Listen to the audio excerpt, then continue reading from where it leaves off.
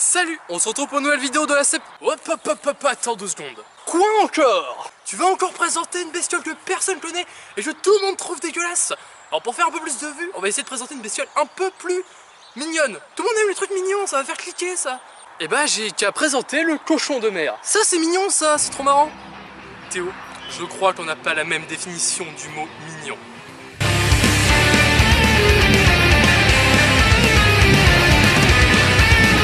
Alors, aussi surprenant que cela puisse paraître, le cochon de mer est en fait fait partie de la famille des concombres de mer. En fait, c'est un concombre de mer des abysses.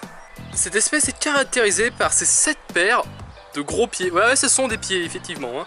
Alors, ils ont un corps gonflé, rosâtre, pâle et quasiment, pour certains individus, translucide. Et en fait, les tentacules qu'ils ont devant eux, en fait, sont juste des papilles gustatives dorsales. Mais j'avais dit un truc mignon! Ils arpentent lentement les fonds marins en fouillant le sédiment. Donc, en gros, c'est comme si tu fouillais la vase.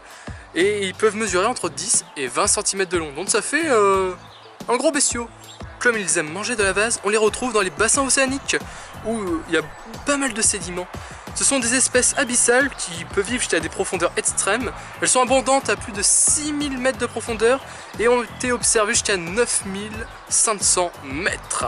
Ce sont des animaux grégaires. Alors grégaire c'est quoi? Alors grégaire en fait ce sont les animaux qui vont se déplacer en groupe. Alors là c'est plusieurs centaines d'individus qui vont arpenter lentement le fond dans la même direction au sens contraire du courant. Et ce sont aussi des animaux vraiment très lents.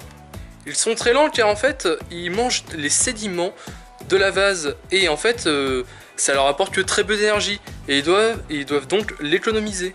En fait, s'ils mangent les sédiments, c'est parce qu'ils sont dépositivores. Ils se nourrissent en ingérant la couche supérieure du sédiment, préférentiellement le sédiment frais, tombé de la colonne d'eau il y a au moins 100 jours, et en fait, ils vont trier. Ouais, parce que quand même, ce sont peut-être des cochons de mer, mais ils font le tri quand même dans leur nourriture, ils prennent que les meilleurs morceaux. Et ils vont trier ceci en portant le sédiment à leur bouche au moyen de leurs tentacules. Malgré leur bouille marrante, ce sont des animaux qui peuvent être beaucoup parasités par d'autres bestioles style gastéropodes, comme certains escargots, ou des crustacés. Et ils sont souvent entourés, alors lors de leur déplacement, de crevettes ou d'autres poissons. Bon, j'aurais bien voulu dire plus de choses sur ces espèces, mais malheureusement, on ne connaît pas beaucoup d'informations. Un peu comme toutes les bestioles que je présente dans cette série.